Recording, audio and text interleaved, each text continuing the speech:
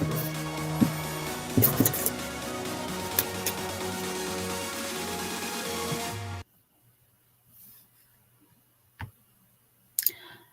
lovelies, and welcome to another edition of 5 Things Anime Taught Me About Writing.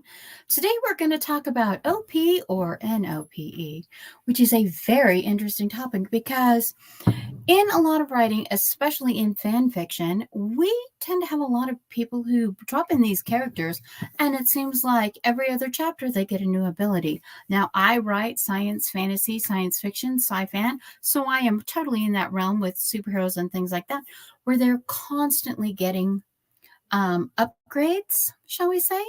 So let's get started into this. And what we're going to start with first is an explanation of what they mean by OP.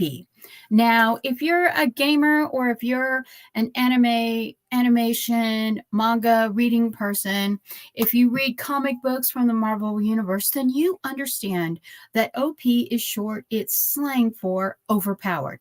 And it means a character that cannot be overcome, or it is extremely difficult to overcome them.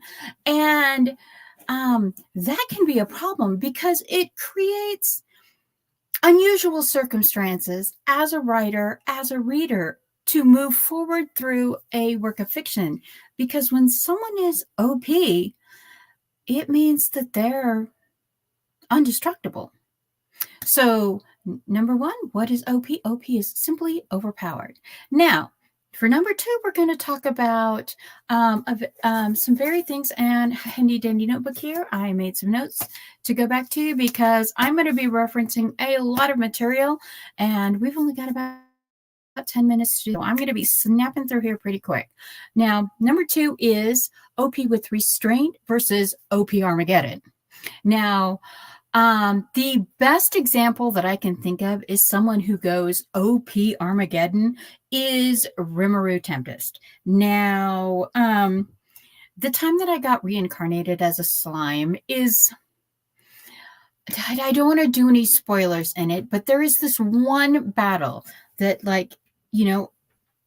Rimuru basically slaughters 10,000 humans in an afternoon, collects their soul and ascends to being this demon lord, and eventually becomes the god of all space and time.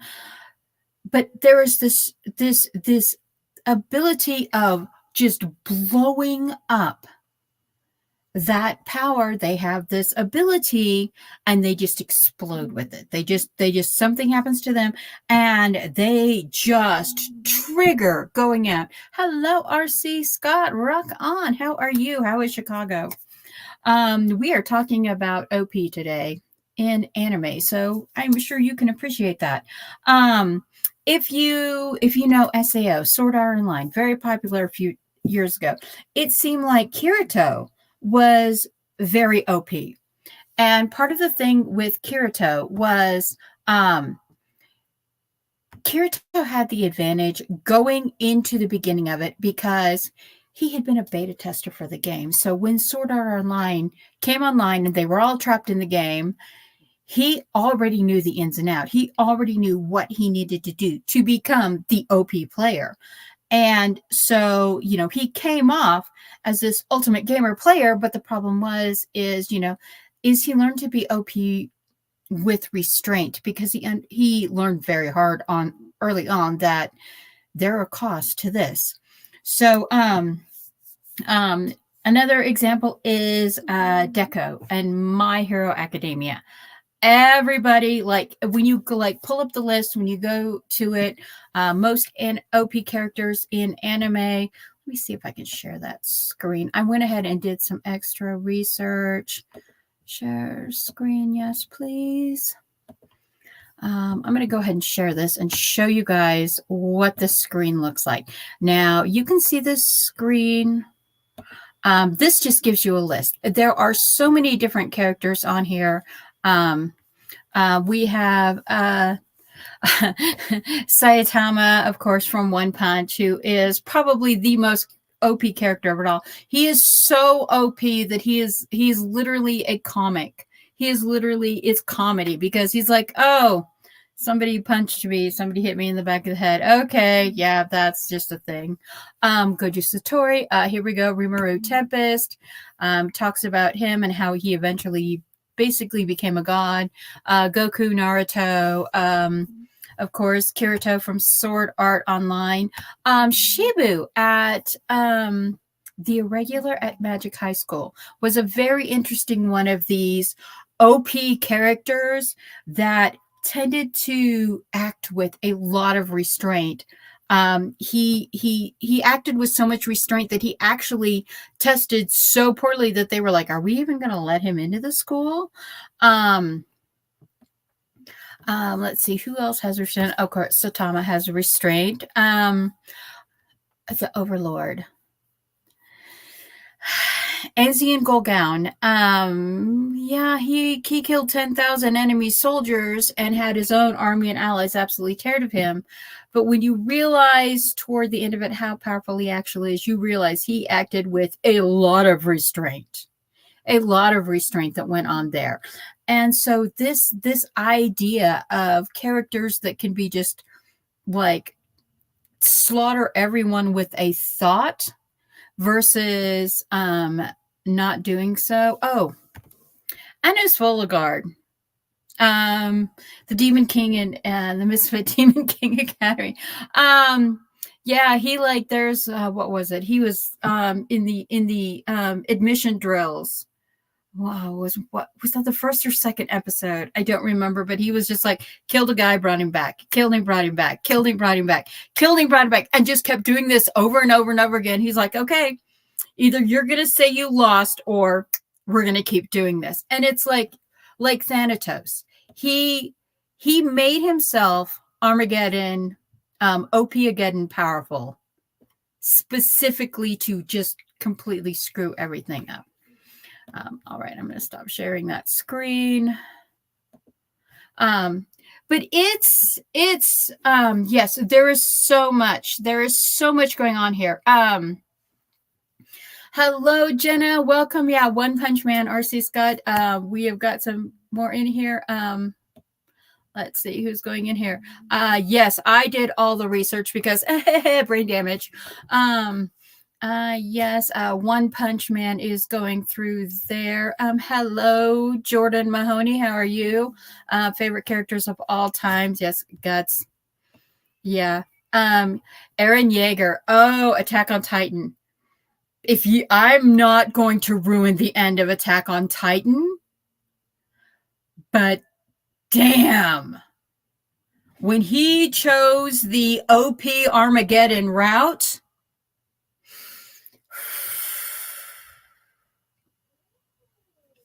yeah. Okay. Yeah. Okay. Goku is not only overpowered but overdone. Okay, we're not going to get into the intelligence of players. But okay, so the reason we're going into all of this is because, yes, Mama did just cuss. Mama did just cuss because Mama ain't no liar. The reason we're getting into this is because now we're going to number 3. OP creates a too great of a power balance.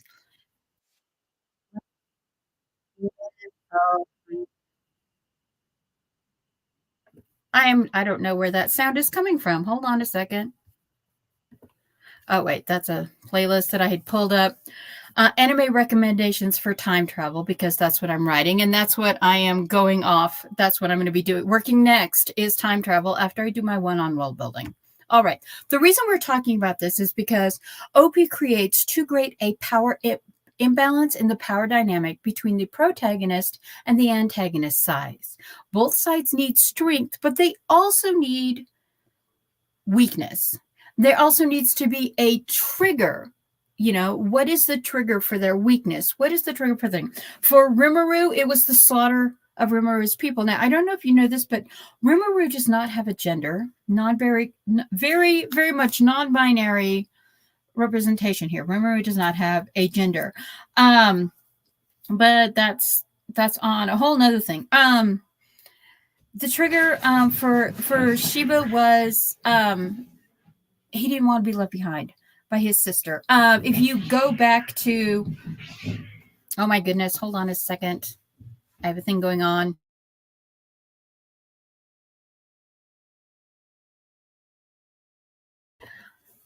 one of the cats has the other cat's toys. Inuyasha, yes, Inuyasha is a very good example of, yeah, it was a cat fight. They're fighting over the last catnip mouse. Inuyasha is a very good example of OP characters, and Inuyasha instead of being plot driven, it's more character driven, which is why I like that it's lumped in with time travel as well as the isekai worlds. But we're not talking about that right now. Okay, back to the screen, back to the thing. Okay, so the power imbalances we look at, like what is the trigger for them to all of a sudden go OP, all of a sudden go God mode? With Deku, his reason is usually he's provoked, but you will see him holding back, he has absorbed the All for One power, and he will hold back that. He will not use it at 100% because he knows that not only is he damaging them, he's damaging himself. So he'll use it, and it's like, and you see his evolution through the thing where he goes from being this dramatic thing whenever he uses his power to where he's just kind of almost muttering what he's doing. And so his trigger is overcoming victory.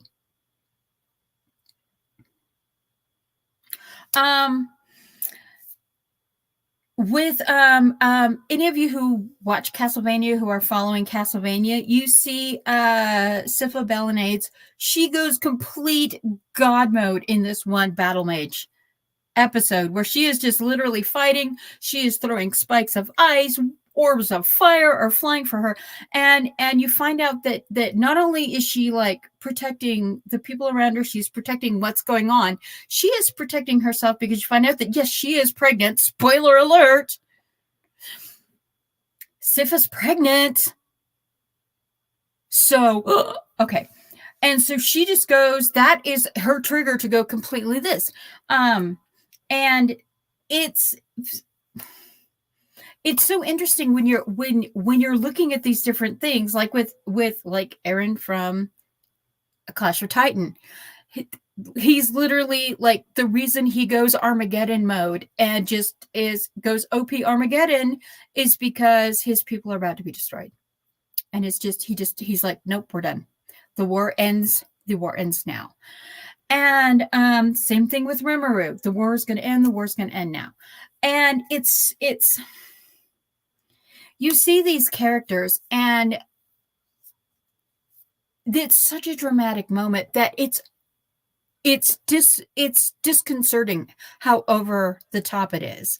And so that imbalance, you come to this point where you have this disconnect from it. And so you, as a writer, you have to be extremely careful, because if you have enemies that cannot be defeated, like the Flood in Halo, where pretty much the only thing that defeats it is, besides what they find out later about the radiation, not going to tell you anymore, is flood the entire area with a type of radiation that guarantees that it has no more food source. You know, that kind of an enemy. The vampires and soul eaters, the mage warlocks. If you are following Farian, Journey Beyond the End. Beyond Journey's End, where she finally takes on Aura. And you see that battle, and you finally learn how Farian has been acting with restraint this whole time, and now it's just finally to end. And that leads us to number 4, which is called Pop-Up OP.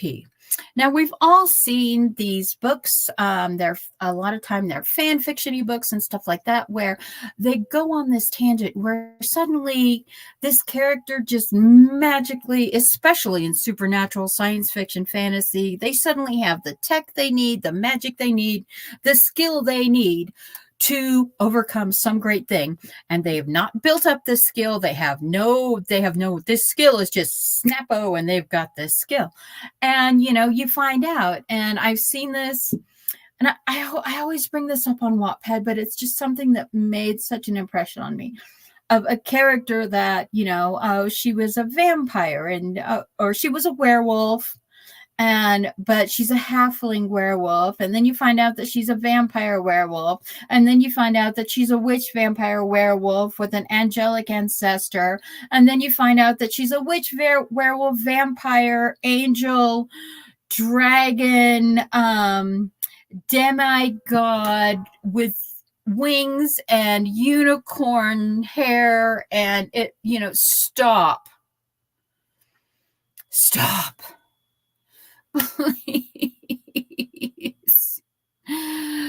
Please. Pop-up OP will immediately and instantly drag your reader out of your world. It will drag your beta readers out of your world. It should drag you out of your world. If you pop up something and you have no backstory for it and you put it in there, you have created yourself a plot hole and sent some random guy with a backhoe to go dig holes in your story backstory. Please, just Deku seems like he has pop-up OB. Frarian seems like she has pop-up OP. But the author, the creator of these mangas, of these animes, did the work to backfill the story leading up to these moments of these incredible OP battles where you're just like, oh, damn, that's God mode. And that's what it looks like. So if you're going to use these, you must have a believable explanation within the world structure. And that takes us to number 5. Eventually, everything must balance out. Everything, everywhere must balance out. There must be a way for these powers, these abilities, these things that happen to have consequences. Rimuru lost everyone he loved. Freya lost her soul and lost her body, and basically an old soul is living in her young elven body. Kirito almost lost his life being trapped in the virtual world of Sword Art Online. In Fairy Tail, the whole Natsu and Zareth conundrum. They were brothers. They were brothers on opposite sides of the war, and it cost them their family. It cost them each other. It cost them their parents. It cost them so much. If you look back in the world of Fairy Tail, the Dragon King is also, I can't even remember how to name his name, Analgia, who was the first Dragon Slayer, who was the most OP Dragon Slayer, till he almost died, and then he had to bathe in dragon blood to now he turns into dragons. So it cost him being to be the ultimate Dragon Slayer. He now turns into the thing that he tried to kill off. In One Punch Man, Saitama, he just and I understand One Punch Man is a comedy, but there is this very innate sadness to it because he is literally so OP that it's just it's a comedy for the rest of us. But if you look at this character, his power has a cost. And his cost is that he is bored out of his ever-living mind. He has no equal. He has no peers. There are even scenes where he lies that other heroes took down this enemy, because he's like, oh yeah, I did it again. Woo. And it's a very interesting dynamic with him. So with power comes a cost. I'm sorry, the Chihuahuas are there and the family's all just going on. So I'm going to end this today. We have gone through a lot of different animes, and just like I said, I've got pages of notes. I shrink them as much as I could. I'm trying to get back into this. I've been on vacation with my middle off on the East Coast. We skirted back between bad weather, got here in time for the snow to stick us in for a couple of days, and she skirted back between snow weathers again. But just as I'm leaving, let me ask your opinion. What is your favorite OP side? Do you prefer the villains to be OP? Do you prefer the heroes to be OP? Or are OP characters just an NOPE for you? Leave your comments below. I'm Mama Maggie Ward, independent author and stroke survivor. And thank you so much for joining me for 5 things #Enemy Taught Me about writing. And if you'd like to, below in the links, there's a link to Jenna the Soul Writer's playlist. See you next time.